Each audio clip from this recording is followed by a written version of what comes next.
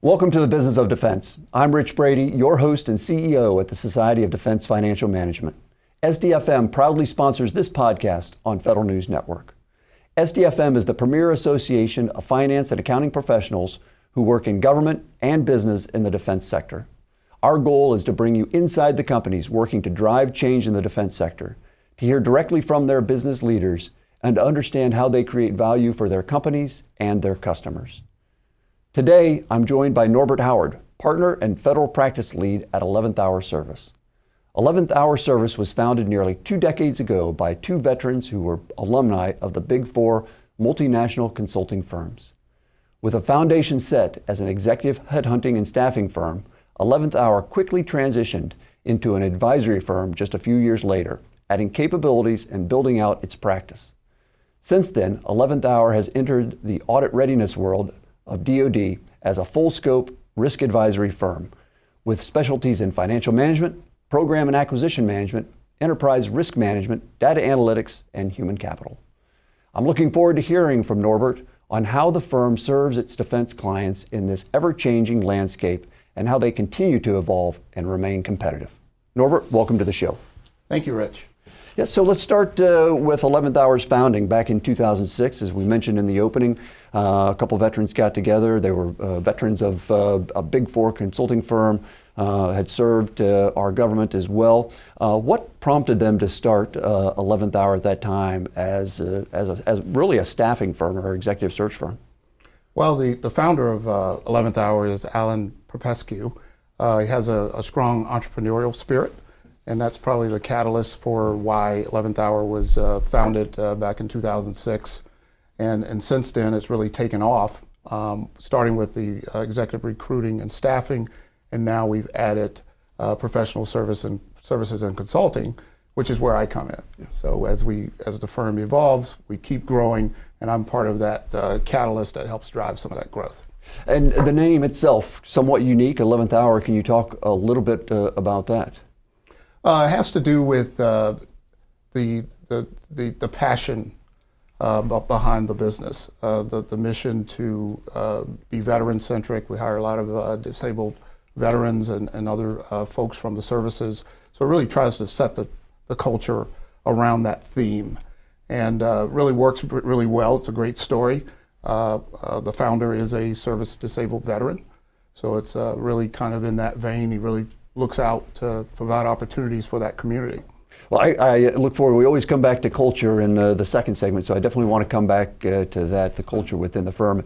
But can you talk a little bit also about how it's organized? Is it a traditional partnership, privately owned? How is 11th Hour Service organized? It is a privately owned firm, and as you kind of alluded to in the opening, we have 2 major segments to the business. One of them is the executive recruiting and staffing business, which we now refer to it internally as the Talent Management Center. It's a strategic asset for the firm, but it also services customers both in government and commercial. And my federal practice is one of those customers. So it's really kind of a strategic asset for us. So on the consulting side, we have customers in just about every defense service as well as civilian.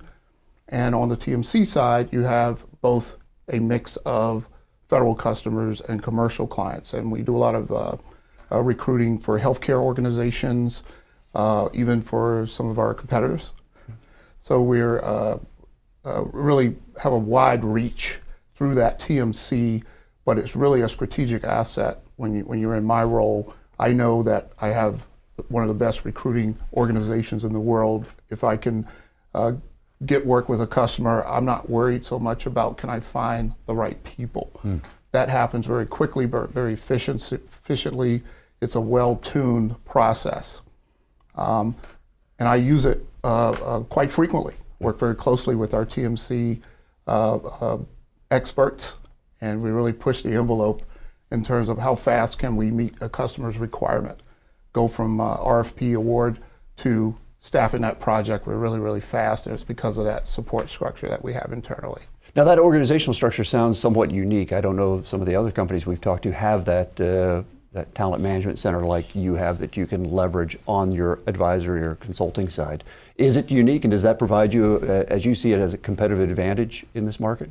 I believe it does, and I've been in a whole lot of places. If you read my resume, I've been all over the place, big four, small firms, medium-sized firms. And one of the stresses that you always had was finding the right people fast enough. Your clients are, hey, where's the person you're supposed to deliver? 11th Hour does a much better job of that part of the business. And whether you're a small business or a large business, that is something that is a challenge in the marketplace, especially for financial management professionals. There's a shortage of certain talent, both in and outside of government. So I know we talk a whole lot about the FM workforce within government. Well, out in industry, we also have some of those challenges. And we probably have a few more tools to manage it, but we're still all kind of working with that constraint of a lighter pipeline coming into the industry. So on your federal practice side, when you go talk to a potential client or customer, what's your 30-second pitch? And do you mention that talent management center capability along with that? Absolutely. No matter what I'm talking about, somehow that gets mentioned in the conversation because it gives the customer confidence that we can deliver what we've promised. So if we've said we can find subject matter experts in ERM, in data analytics, in RPA or AI, we really can go and source those folks if we don't have them already, on within the company in one of my teams. Yeah. So you again, we mentioned you started from executive search, talent management, staffing, into more audit advisory. What's the growth strategy from here? Is it organic growth? Are you looking at opportunities for mergers and acquisition? Where do you see the growth opportunities in the future? Well, some of it's certainly organic growth. We do a pretty good job of selling to our current customer base. So when you have a great customer, you want to do more for that customer. Right. And in the case of some of our FM clients, well, I spend a lot of my time talking about transformation. Once you get a unqualified audit opinion, okay, what's next? What's next is operational efficiency, making better use of data analytics, RPA, and now AI is the big topic of the day. So we work a whole lot on those transformation strategies now, to go to the next level of operational maturity. How important is that automation going to be going forward, given everything that's kind of going on in government right now with the downsizing? We talked a lot over the last few years about digital transformation, financial transformation.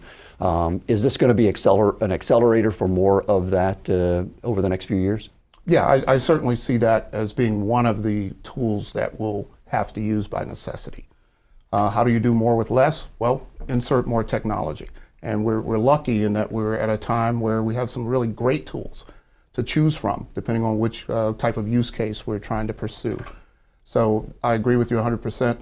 Technology is part of it, but we still need good people. Yeah. Need the right people in the roles, and the roles are changing for the staff in different parts of organizations. Let's, if we could, Norbert, tie that to contract strategy. I know that you use IDIQs, BPAs. I know a lot of acronyms here for everybody, but do you see those contracts still holding a lot of relevancy in the future, or with a lot of changes going on the contracts acquisition side, are you going to have to change your contract strategy a little bit as well? There could be some impacts because we do have a number of agency-specific IDIQs and BPAs. Right. And those are probably some of the areas where you would look for consolidation if you're trying to centralize the acquisition process, which is kind of the things that are in the news right now. Right. So we think we're in a good spot there. We've got some GSA contracts that are very flexible, that can be used government-wide. So we think we're in a pretty good position there. But I do expect some of the agency-specific vehicles to maybe be less popular in the current environment. But we plan to march forward at full speed with the contract vehicles we have, and we put some of those in place recently, so our timing was perfect. Yeah, I know there's a lot of uncertainty. We were talking just before the taping here, uncertainty in the market. There's a lot of uncertainty in government right now. Where do you see the primary risks from a government contracting business perspective, and what are you doing to mitigate those risks, or are you possibly looking for some opportunities there as well? Well, you're right. We're looking for both. We're doing some risk mitigation. some ERM, if you will, internally. We're using some of the same skills we deliver to clients. So every day I wake up and I do a surveillance of the landscape. And I do see a lot of challenges with what's happening now. I think there's opportunity in it, but also we have risk. Everyone does. Every federal contractor has some concerns about how we're going to end up. Yeah. Once we're through this phase, I'm going to describe it as a phase that I really don't know how long it's going to last. We try to make it clear what we do, what's the value of what we do. So with some of our key clients, we've communicated that to help them out if they're asked to justify what's the value of this team, what does this team do? Well, in many cases, our work is connected to audit readiness, internal controls, financial reporting, things that you really have to do that are regulated and driven by strong policies and legislative frameworks. So we make sure that point comes off, and in some cases, if work has to be done by someone with a particular license, that's also a unique thing to mention as you try to go through and justify the why this arrangement exists, because it has to exist, and you want that to be out front, and don't leave it to chance. And that's kind of the approach we've taken. So we know our clients are under a lot of pressure.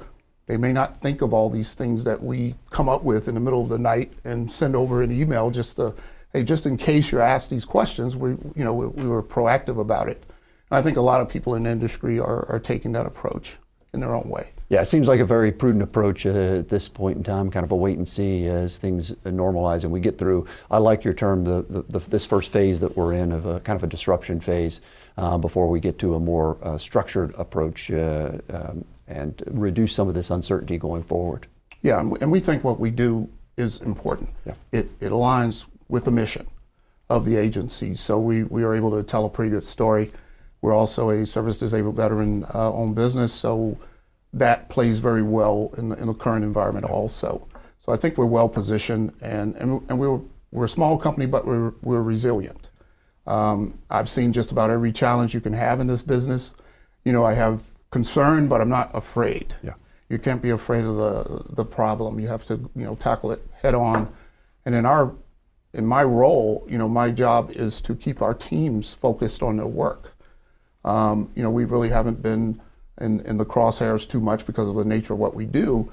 And really, I'm available to talk to anyone who has something they want to express on our teams. And we were able to, just keep moving forward. Keep doing your job, keep delivering for your clients is really the best approach in the situation. And there are things we don't control, and we don't spend an inordinate amount of time worried about those things. We have deliverables, we have deadlines, and we just keep running down the road. Yeah, concerned but not afraid. I think that's a great way of putting it. That's right. Yeah. You're listening to The Business of Defense with my guest, Norbert Howard, partner and federal practice lead at 11th Hour Service. We'll be right back.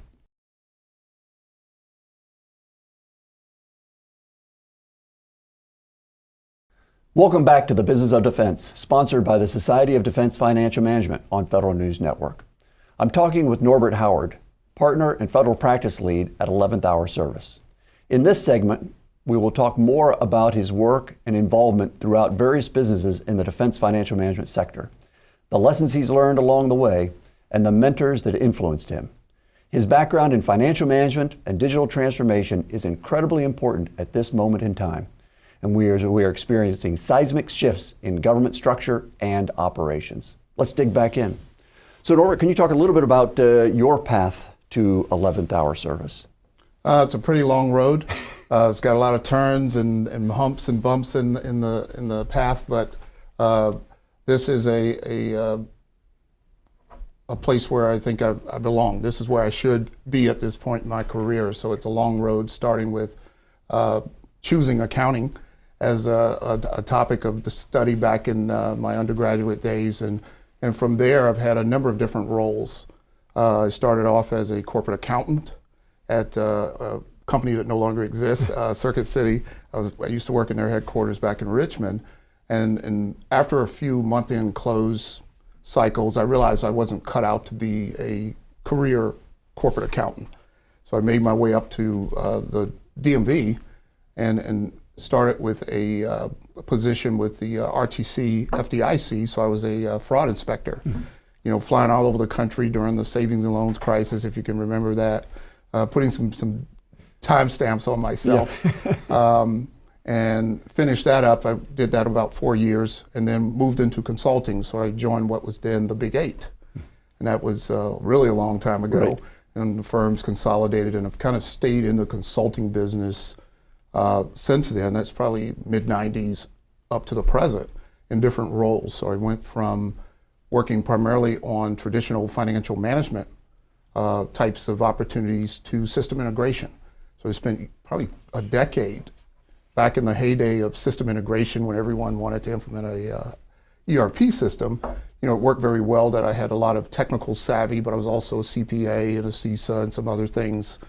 And that fit very well in those teams. And one of the real risks of implementing those types of systems, I won't get too far off track, is sometimes you don't have an actual financial expert on the implementation team, which is a big mistake. So I filled that role. I actually understood all those accounts and debits and credits and transaction codes.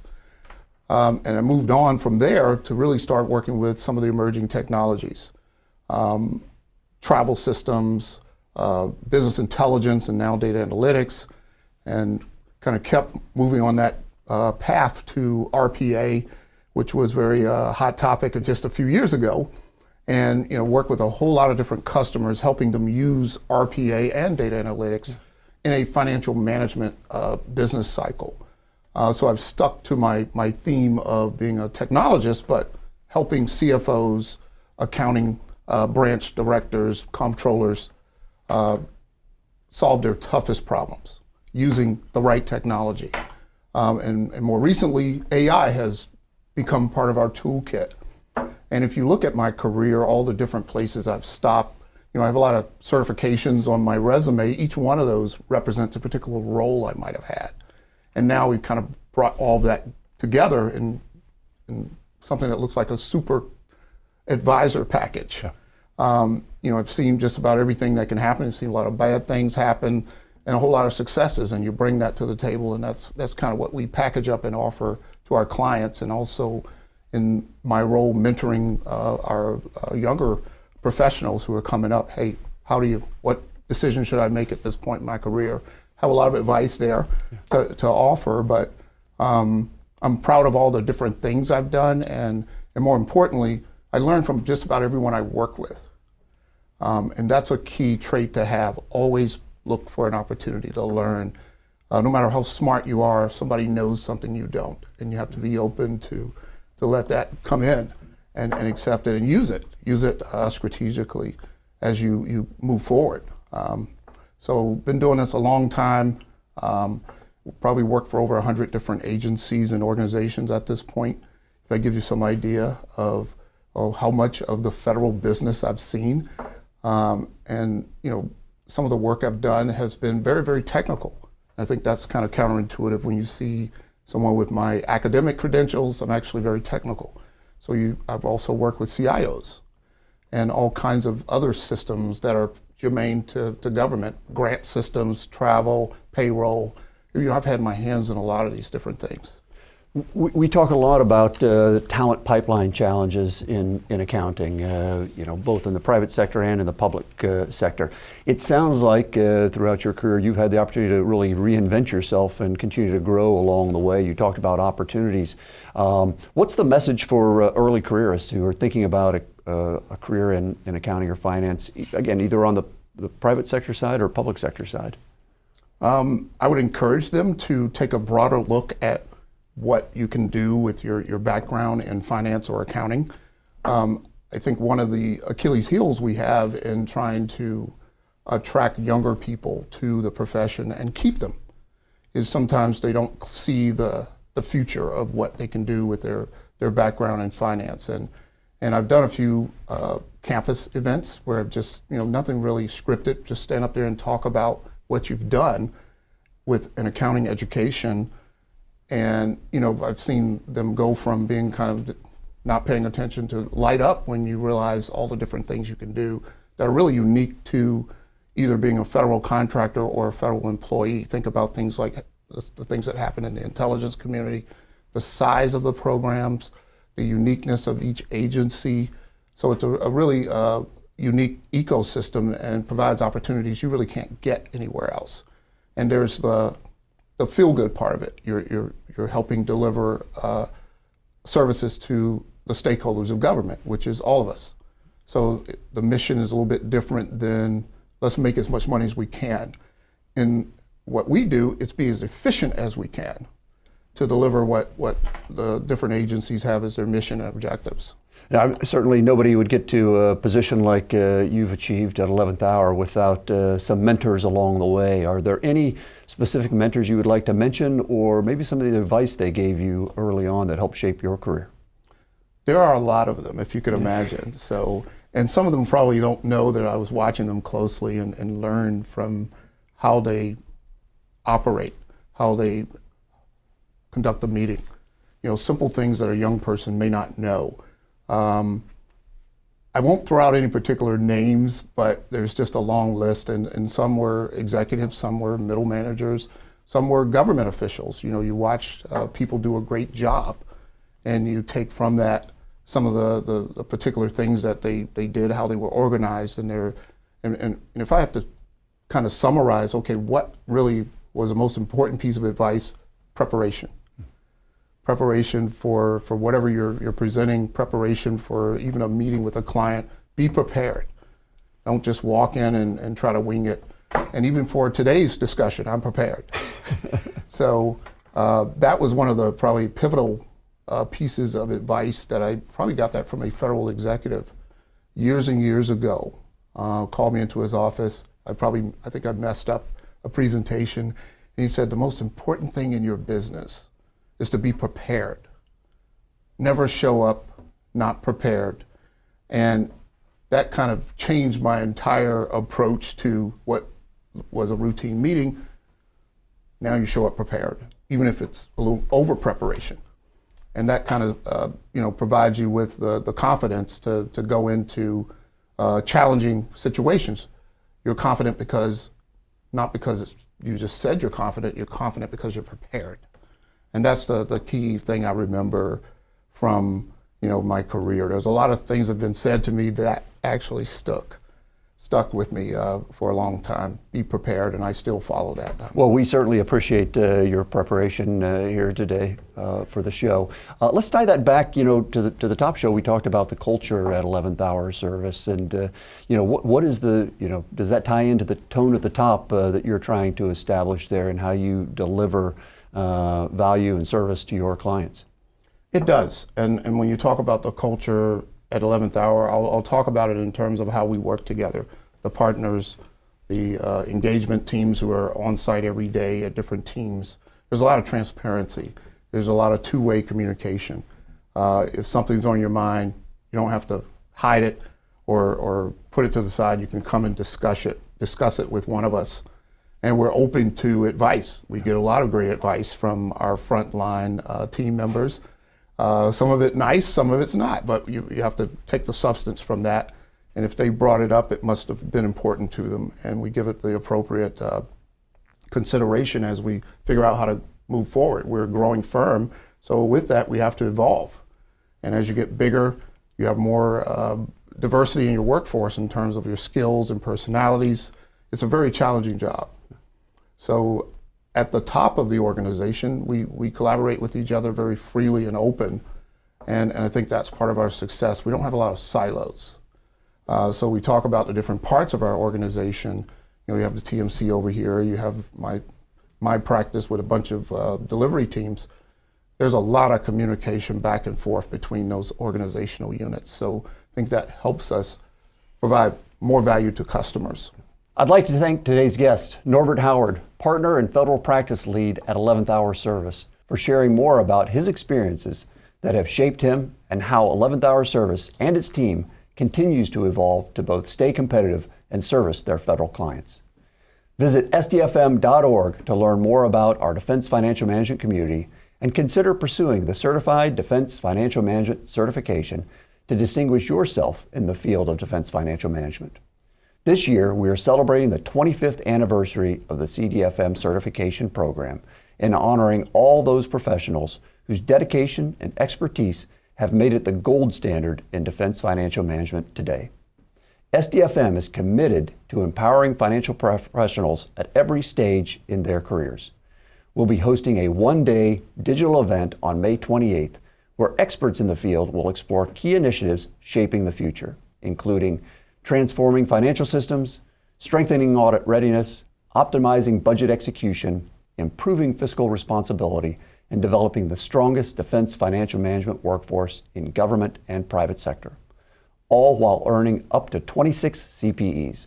Visit sdfm.org to learn more and save your spot today. Watch The Business of Defense next month, where we bridge the gap between the boardroom and the battlefield to advance the mission of national security. I'm Rich Brady, CEO of the Society of Defense Financial Management. You are listening to Federal News Network. For more on this discussion, visit federalnewsnetwork.com and search SDFM. Thank you.